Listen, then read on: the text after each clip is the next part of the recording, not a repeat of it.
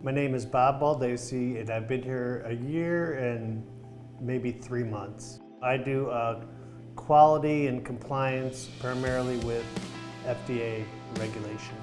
We look at different job tasks in any given area and put in controls, a control plan and checklists that help us achieve what we're trying to achieve and have good quality output. We also have other systems like document controls, corrective and preventive action controls, and internal audit and other type controls, which are all part of the quality system.